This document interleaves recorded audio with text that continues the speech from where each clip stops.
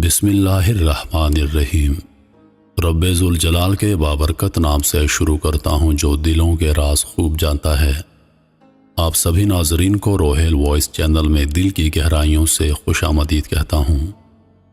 ناظرین، داستان الف لیلہ میں تیسری کہانی پیش خدمت ہے، آئیے ملاحظہ فرمائیے۔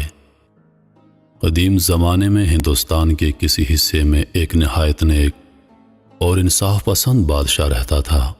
اس کے 3 بیٹے تھے، سب سے بڑا حسین، منجھلا علی، چھوٹا احمد۔ بادشاہ سب سے یکساں محبت کرتا تھا۔ ان تینوں بھائیوں کی ایک چچا زاد بہن نور النہار تھی۔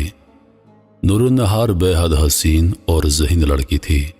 حسین، علی اور احمد تینوں اس سے محبت کرتے تھے اور ہر ایک کی خواہش تھی کہ میری شادی نور النہار سے ہو۔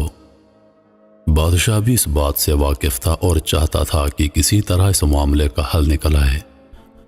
بہت غور کے بعد ایک روز اس نے تینوں بیٹوں کو بلایا اور کہا کہ تم تینوں سفر کے لیے جاؤ اور میرے لیے حسب مرضی کچھ تحفے لے کر آؤ۔ جس کا تحفہ سب سے زیادہ اچھا ہوگا اسے نور النہار کی شادی کر دوں گا۔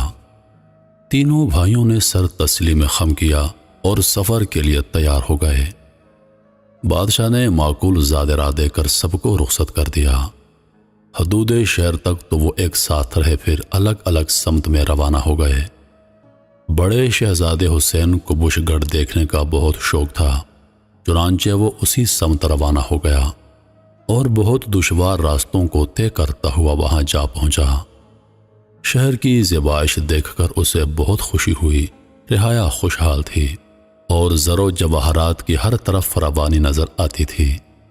ایک روز حسین بازار میں ایک دکان پر بیٹھا تھا کہ ایک آدمی ایک قالین لے کر آیا اور دکاندار کو دکھا کر کہنے لگا، اگر پسند ہو تو یہ قالین 40,000 اشرفیوں میں ملتا ہے۔